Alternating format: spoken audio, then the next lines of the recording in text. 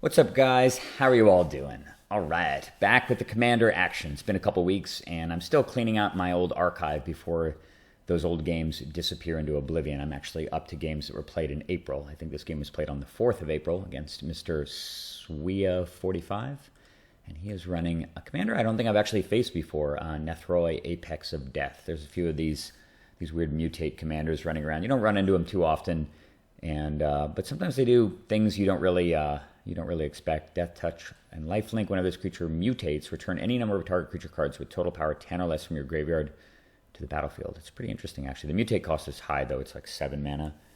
But I imagine if you're playing some sort of reanimator theme, this thing could do some gnarly stuff.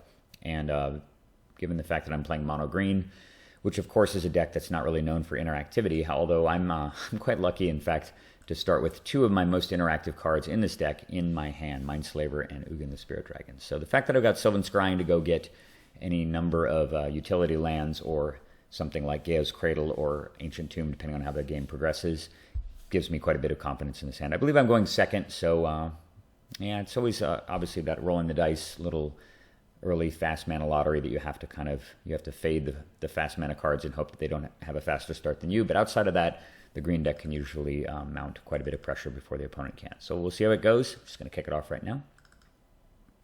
Canopy Vista. All right. Well, he did mulligan once, so that's good. Let's see what we got here.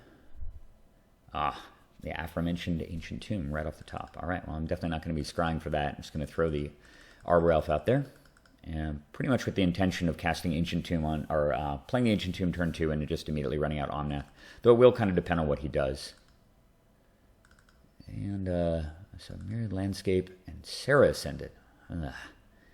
Nasty. This is, you definitely file this creature among the most troublesome creatures from mono green to face. I've had a lot of games actually where I really struggled with Omnath when my opponent played a Serra Ascendant early, and I am running actually the card Kenrith's Transformation now as kind of a Band-Aid defense against Opposition Agent and Hull Breacher, of course, which I've talked about in other videos because they're just utterly insanely oppressive, particularly against a mono green deck where you just don't have very much creature kill and you really rely on both search and card draw to keep pace with your opponent. So maybe I'll get lucky and draw Chemist Transformation. We can hope, at least. I may not have actually had it in the deck at this point. I'm not sure, but I think I did. I think I've made all my adjustments to this deck back in March. So, Garruk Primal Hunter. Okay. It's interesting. It lists the lands that I control. So two choices. I can play Omnath here. Other option is to cast Sylvan Scrying.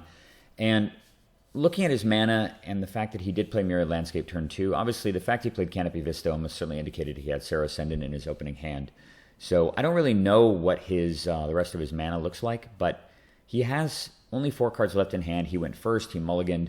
So I feel like there's a reasonable chance that actually that he may not actually have 2 additional lands to power this Mirrored Landscape. And even if he's hitting him in the face for 6, I believe that with the with Omnath coming online next turn and the Ancient Tomb draw, I should be able to at least ramp up to Mindslaver before the Serra Ascendant kills me, and possibly even Ugin the Spirit Dragon. So with that in mind, I decided to go with the Disruption plan and just go Sylvan Scrying for a Strip Mine.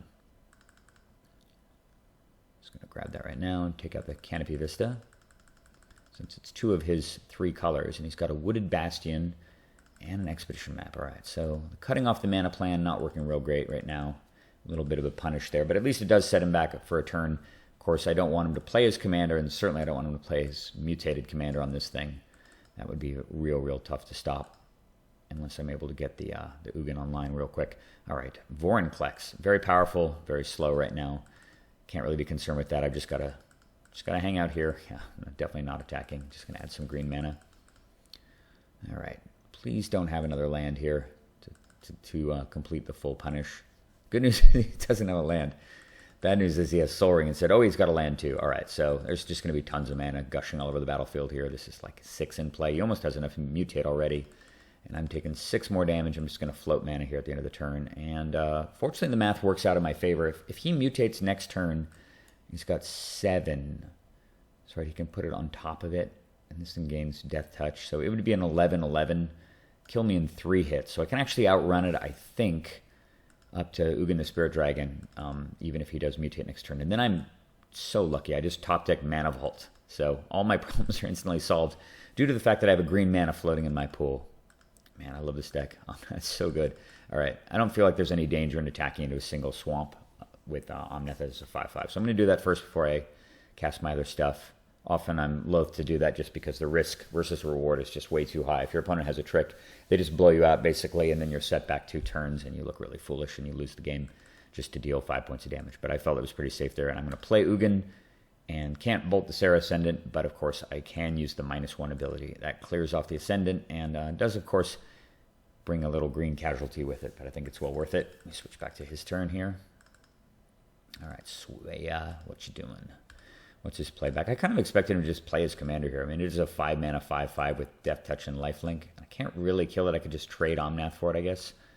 He's playing like a bunch more mana. Whoa, something big's coming. Karametra, the God of Harvest. Well, it can be powerful, but playing a completely irrelevant enchantment basically on the battlefield. He does have a ton of mana, but he's only got 2 cards in hand, and he's facing down Ugin, so I can't say I'm real afraid of Karametra, even though I know nothing of ramp. All right, here we go. Take a damage here. I'm just hoping to draw green mana at this point. All right, I can just bolt him for 3. And Ugin just, man, even after -1, the Ugin just levels up so fast to the ultimate. It's a pretty insane card. All right, so I'm going to sack the Vista for a forest, an attack here for a bunch of damage. And then post-combat, certainly just casting Garruk, because I've got the opportunity to pump Omnath up to at least 4 and draw 4 cards next turn, which is pretty awesome, given the way the rest of my hand is. All right, what you up to now? Another big thing. Okay, what is this thing? Huh, Multani, Yavamaya's Avatar. I can't say I've played against this thing before. Each land in the graveyard and each land you control. Wow, he's huge. Holy cow. And return 2 lands you control to your owner's hand. And he has conveniently 2 lands in the graveyard that I worked so hard to destroy. And he gets a land out of his deck. Amazing. 8/8. That's beefy. Okay, that's fine. Wall of Roots is pretty nice. So I'm just gonna draw cards right now and see what I get. I might get lucky and draw into Gaea's Cradle or something, and that would kind of change my decisions. But as it is, I just draw 4, and I can still defend the Garruk. So I'm kind of attacking here. I'm actually not tapping mana, and I'm kind of actually hoping he just blocks here. Because if he blocks, it takes this thing off the board. He doesn't have another land, and it takes him a lot further away from Devotion as well. I don't really want to deal with the Devotion from the Karametra. And if he blocks here, that's going to be a total of 5 damage through Omnath plus an additional 3 from Ugin.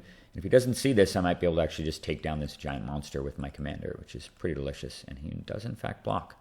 So I'll just bolt that down happily. And it does cost me the rest of the turn, but well worth it, I think, to get that huge thing off the board. Springbloom Dryad. All right, more ramp for him. So it's another land, a Temple Garden. It gets more mana. Oh, that's kind of cool. All right, nothing really going on here. You got to cycle, I guess, at least. He just does not like to play his commander, apparently.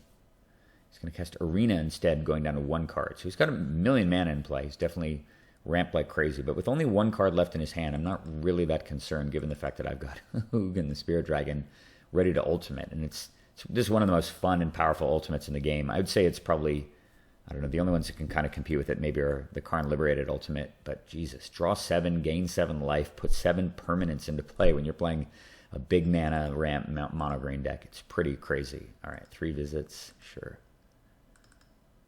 So I'm just going to ultimate Ugin. There's no temptation to just bolt something and attack. I kind of feel like I'll probably win the game if I just ultimate. And unfortunately, I'm rewarded with 7 cards that are all fairly mediocre, but my hand is already stacked. I've already got Mindslaver and Vorinclex in my hand, along with another Garruk. So there's more than enough 7 mana or powerful permanents to put into play here. Plus gaining 7 is kind of nice too after the damage I took.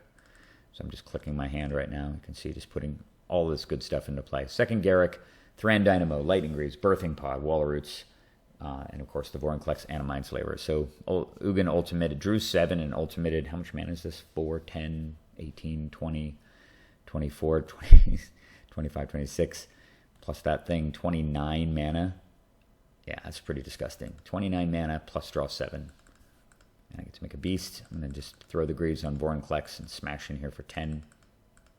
And then post-combat, I can ramp out the Omnath. Probably a bit of a mistake there. I probably should have tapped the Diamond, obviously. Well, I guess it doesn't really matter since I've already played the Vorinclex for free. And so much mana in my mana pool. I'm going to play Survival of the Fittest here. And I think actually This is probably a bit of a mistake.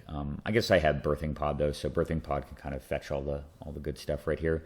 But I think that probably playing the Sakura Tri-Builder when I have Survival of the Fittest in play is pretty stupid, because I could just go and fetch up pretty much anything. But at this point, I'm kind of high-stepping anyway. He's down to 1 card in hand, and I can level up Derogatory Speaker. I have so much mana, and I am going to pod away. Yeah, that's right. 2 mana Sakura Tri-Builder. I guess that was the reason why I played this. So I figure I've got Lightning Greaves and Selvala. That means that I can go and immediately use Selvala plus this crazy mana to basically double my entire mana pool. So with that in mind, gonna throw Greaves on Selvala, add a bazillion mana, tap Selvala, add a bazillion more. You can see me going all the way up to this thing's 2020. And that is more than enough mana to activate Mindslaver, targeting my opponent, who gets to draw 2 cards, and then gets to experience death by Omnath on the following turn. This interaction is just so crazy. Mindslaver plus a ton of mana and Omnath is just lethal against pretty much any deck, any design. There's really almost nothing anyone can do about it, since there's no way that they can really put up any type of defense, and they just get hit for lethal by the commander. So that's obviously what I'm going to do here. Just screwing around here, getting an Eternal Witness just to increase the pressure, and I was going to go get the Mindslaver back. But it doesn't really matter at this point. Of course, I go to his turn, I can just tap him all out. Once he realizes he's being tapped out and he's about to be hit for about around 80 points of damage by the Omnath, Mr. Sway 45 packs it in. So, yeah, not the closest game in the world. He did have an early Serra Ascendant, but the fact that I drew into that Mana Vault allowed me to ramp into the pretty much lethal Ugin the Spirit Dragon right away. And I just thought this was a cool game to start up with again. Mono green doing amazing mono green things. I just love this deck. It is so powerful, so green, so kind of fundamentally fair, and so fun. And hopefully it was just as much fun to watch that game. There'll be another one coming up soon. Thanks for watching, guys. See you later.